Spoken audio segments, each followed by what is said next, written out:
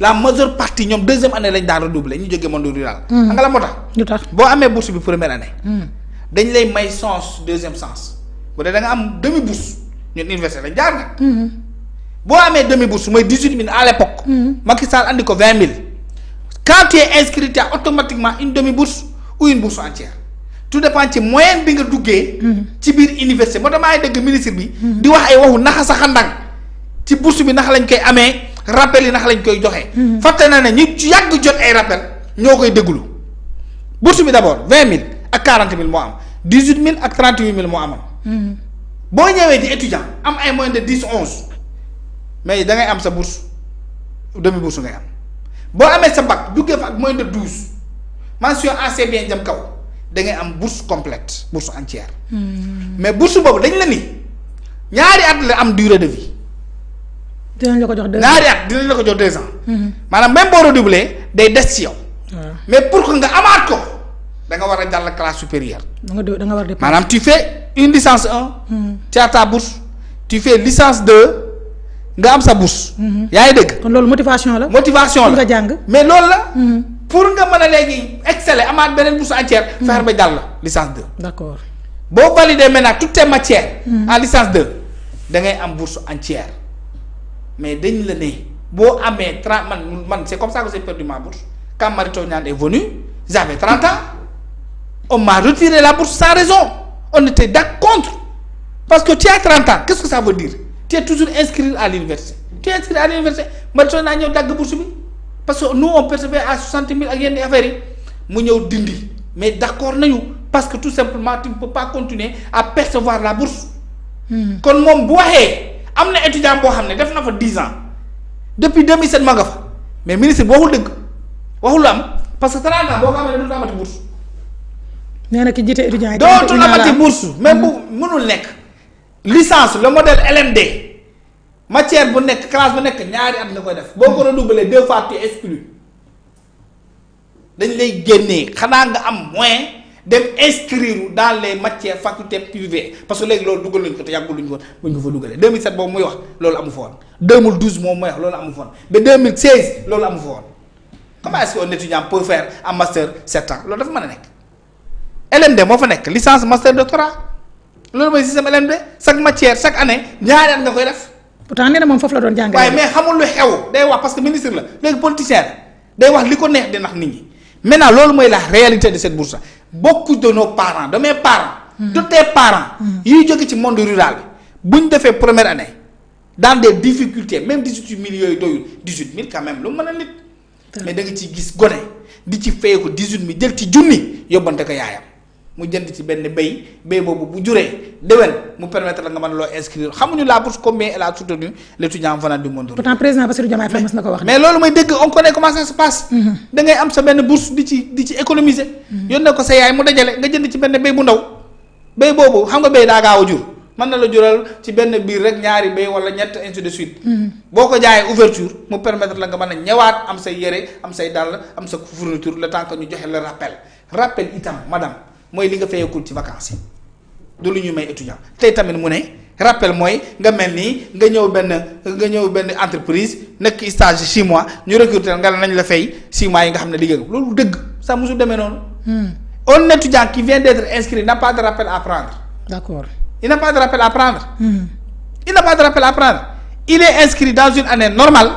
il a obtenu son bac parce que l'université pourquoi on dit que le bac est le premier diplôme universitaire te pourtant amee ko université yaa ngi koy amee ci lycée. kon quand on te déclare bachelor. moi bu ñu lay déclarer ne bachelor nga am nga bac. sa bourse foofu la tàmbali xaw ma ndax yaa ngi dégg fi may. maa lay dégg bu wér. dem nga sa lycée. def nga sa bac. terminal ba am ko. ba ñu jour bu ñu lay nee diw. am nga bac. waaw dugg nga ci système bac mu tudd bourse. parce que la bourse est généralisée. moo tax ñuy commencer ñu rappel la su octobre. maanaam booy inscrire rek ñu lay rappel. mais dañ lay rappel ke octobre lañ koy tàmbali kenn du ko tàmbali ci mois de vacances yi. pour ñi nga xam ne dañuy soog a am bac. octobre novembre décembre janvier côté yooyu lañ lay fay. waaw pour Macky comme gars yi dañoo nekkoon ay nandite bàyyi la nga dem feetu ji ci loolu. waaw vacances ci ana lu muy wax ne dañ la fay loo xam ne liggéey ko yow bi ngay am sa bac c'est au mois de juin jour boobu normalement ci juin boobu la ñu war a commencer compter sa bac. mais duñ ci boole juin duñ ci boole juillet duñ ci boole août duñ ci boole septembre. d'accord. mais octobre la ñuy commencer compter octobre novembre décembre. ba janvier. léeg-léeg ñu jox la ko janvier fin janvier wala léeg-léeg ñu jox la ko ci biir année scolaire wu allez mu tudd mois de décembre. pour nga mën a dem feetu ak yooyu. parce que nag il fallait donner aux étudiants les moyens de retourner chez eux. parce que école tijji na. parce que ñu dëkk nii lay demee maintenant ils sont dans la manipulation madame. cette bourse là quand tu ne connais pas le rôle qu'elle joue. tu ne peux pas la respecter. ñii xamuñu njëriñu bourse dans une société comme la nôtre. mais ren nag la bourse jamono ji la bourse gën a am njëriñ ci étudiant.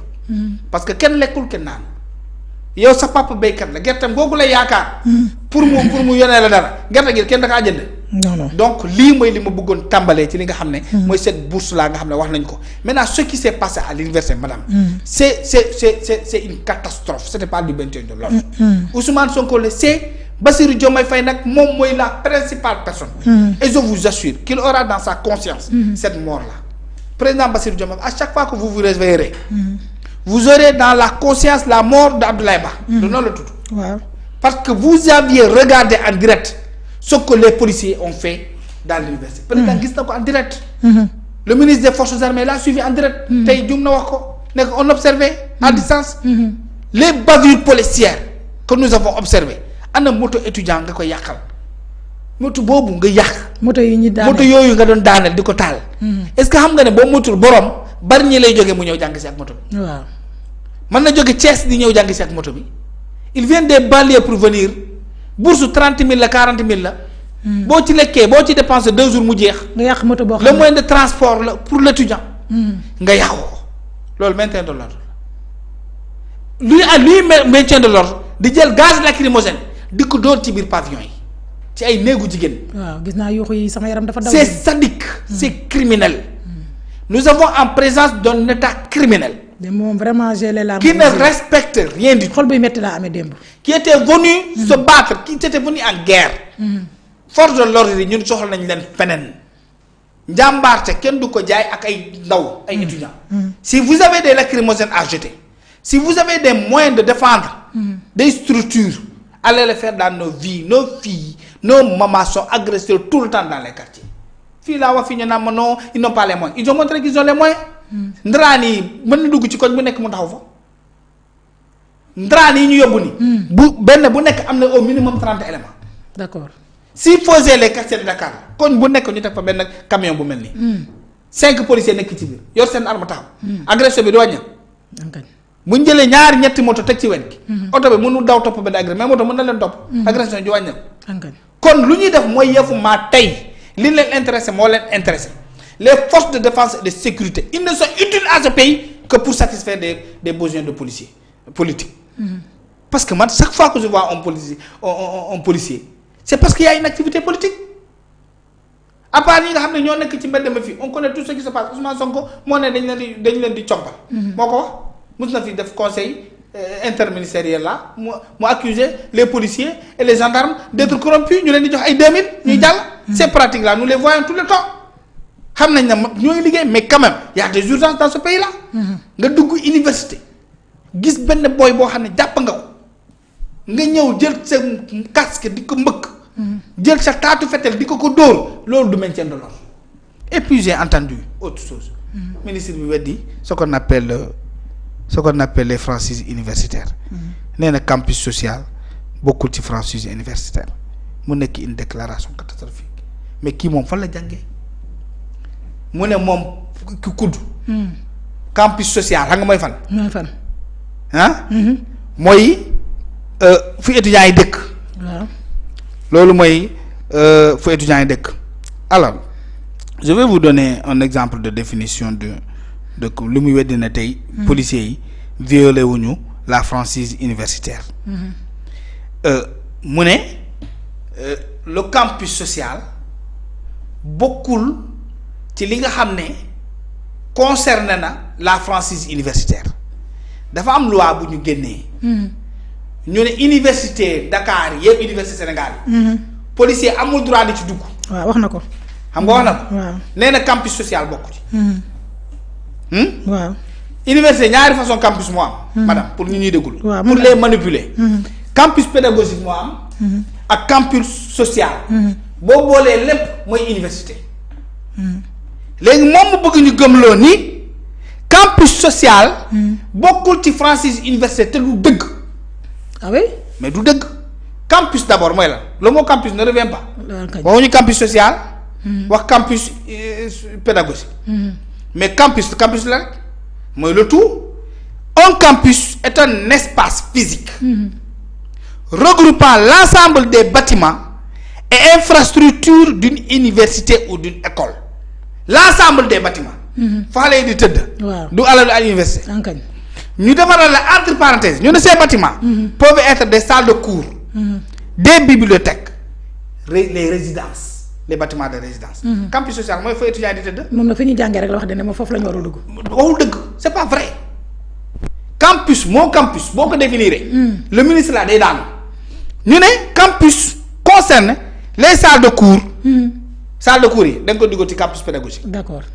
les bibliothèques. campus pédagogique. la résidence. fee étudiant di def foo ko duggal campus social. ensuite ñu ne les restaurants campus social la nekk.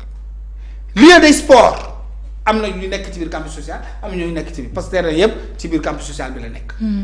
loolu tout ça c'est des zones universitaires. on n'a pas dit franchise de campus. d'accord. on a dit franchise universitaire bon Dieu. kii moom fu mu jàngee nee na université la nekk nee na professeur d'université la. tàppale gu ñu andi tey ci face à la presse bi moo dul jàll parce que gënuñu jàng kenn am diplôme bu bari taxul a yeewu. mais est-ce que ñoom. yaa ngi dégg dem France taxul a dégg tubaab. dem France taxul a dégg tubaab. taxul a dégg tubaab. campus universitaire la ñu wax. franchise universitaire la ñu wax. mosoo dégg ñu naan la franchise de campus. mosuñu ko dégg. non franchise universitaire la ñu wax. mais moom mu ñëw définir naan waaye franchise bi dafay concerner l'espace pédagogique et que le policier am na droit xoolal boppam li ko ne mu dugg maintien de l'ordre ça n'existe nulle part dans les montées de l'ordre le maintien de l'ordre c'est de l'ordre l'ordre doit toujours émaner de quelqu'un xamante dégg nga fa ma waxee. léegi naa la bu baax. l'ordre maintien de l'ordre la ñu wax. waaw l'ordre doit toujours émaner de quelqu'un muy setal di bëgg a génnee boppam ci mbir yi bëgg a bàyyi policiers yi ak mbir yi moom maître Bamba Cissé loolu la def c'est Bamba Cissé qui a donné l'ordre aux policiers de descendre dans l'université. waaw moom wax na ko nee na parce que dañu bëggoon yàq. waaw mais loolu du dëgg tamit du dëgg mooy fi ma tàmbalee jëmal fi ma tàmbali. étudiants yi ci seen néeg yi lañ leen fekk étudiant bu ñu fekk néegam lan lay yàqee moom nee na xamoon na la veille ni. xale yi dañ bëggoon yàq. dañuy attaquer les restaurants. waaw mais moom xamoon na la veille y a un communiqué qui avait dit que les restaurants seront ouverts. nee na xale yi dañoo bëggoon dugg bañ a fay. yow def gël li ma la wax rek laa la wax. waxul loolu de dafa ne dañu bëggoon yàq. waaw loolu la wax. nee moom amoon na information ne dañuy yàq. dañuy yàq parce que dañuy yàq ku bëgg a lekk du yàq. ku bëgg a lekk du yàq dara. étudiants yi bu ñu ñëwee def ni mu tudd. ngeen tubaab moom la wax nag. du ñu yàq de. waaw dañuy raa dugg nga defaral leen sa plat ñu dem toog lekk ba suur duñu la fay loolu mooy ngeen tubaab. waaw parce que bu ñu yàq lu ñu lekk lu ñu lekkee est-ce que xel nangu na loolu. fi nga bëgg a lekkee yow dañ lay yolwaan lekk dañ la ko doon sarax ñu ubbi la restaurant te bu ñu bindee seen communiqué y a pas eu une réponse universitaire d'un étudiant pour dire que ñun duñ def loolu dañuy dem yàq fi ngay bëgg a lekkee loo ci yàq étudiants yi rarement jamais ils s'en prennent au restaurant ci buntu bii la ñuy ñëw baare benn oto du romb parce que xam nañ ne seen dund fa la ne. yaa ngi dégg quelle contradiction dégg nga contradiction boobu mu wax. waaw ah. alors yow nga ne xamoon nga ne dañuy attaquer université. dañuy attaquer restaurant yi. booy def maintien de l'ordre lan moo war a nekk sa posture selon toi. dem garder ji fi nga xam ne fa la ñuy lekkee. mais foofu ngay dem ñëw rek barricade ko. ñëwal ci buntu bi taxaw wër bâtiment bi loolu la ñuy woowee maintien de l'ordre loolu la ñuy wax protection. ku bëgg a lekk ñu bàyyi nga ñëw protéger ku bëgg a lekk nga yor ticket ñaar dugal nga jënd. waaw yow policier yi taxawal ngeen taxaw. ku yor ticket dugg ku yor ticket ngeen dégagé ko mu dem. mu dem loolu gën leen yomb nga ñëw fekk étudiants yi ci seen néeg demuñ sax ci restaurant nga leen di duma di leen dulli c'est criminel et c'est sadique. xale yi gis naa ci image ñu ñoo xam ne. loolu nee na ci ay nelaw lañ leen yeewee. loolu mooy daam mais bari na. bari na laa la ñi ñëwuñu woon pour maintien de l'ordre ils étaient venus pour se venger mooy loolu xewoon ci corniche bi. étudiants yi di jubilé ne dàq lañu policiers yi. waaw presse bi di ko reporter. loolu moo leen andi woon université. dañoo ñëwoon fayu boo ma dégguloo na di nga comprendre. waaw ñëwuñu woon pour kenn ils sont venus ils ont provoqué les étudiants dans les rues d'abord de l'université ci yi ñuy dajal mooy yi ñuy dajal dugg ci biir université mais di yàq di taal je ne vais jamais vu des policiers faire pareil. waaw mais Kandé lii c'est une honte. dañu gis la veille premier ministre génn mu ne opposition bi dañuy financer booy yi parce que ñoom occasion la